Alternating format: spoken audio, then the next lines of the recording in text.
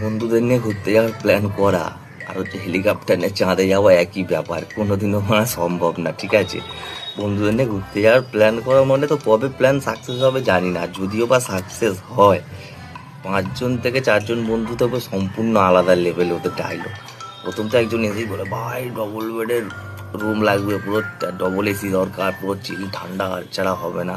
কিন্তু বাজেটের কথা বললে লাস্ট বললো পাকার রুম হলেও মনে হয় চলবে। ঠিক আছে, তারপরে আছে আরেক বন্ধু নে মাতাল বন্ধু, সে হচ্ছে কী করবে, যাওয়ার আগে রাখতে বলে ভাই 4 দিন থাকবো, 8টা 750 তুলতে হবে মোড়া, নাহলে কিন্তু মোড়া হবে না মোড়া। ঠিক আছে, ওর প্ল্যান হচ্ছে মদ খাওয়া, বাইরে ঘুরতে গেছে মানে মদ খাবে, ঘুরবে না ওরা।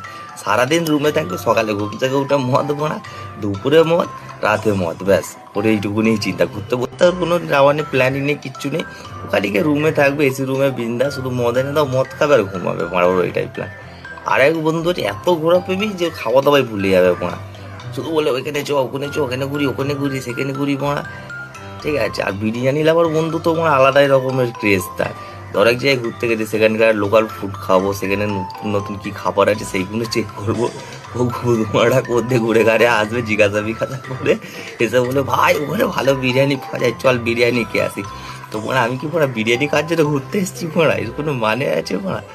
ঠিক আছে, তো বন্ধুরা তোমরাও কমেন্ট করো তোমাদের বন্ধু বান্ধব কী করে না করে, তোমাদের ঘুরতে যাওয়ার প্ল্যান সাকসেস হয় কি না হয়। চলো ভিডিওটা এখানেই শেষ করি, দেখা হবে নেক্সট ভিডিওতে। তো চলো, বাই।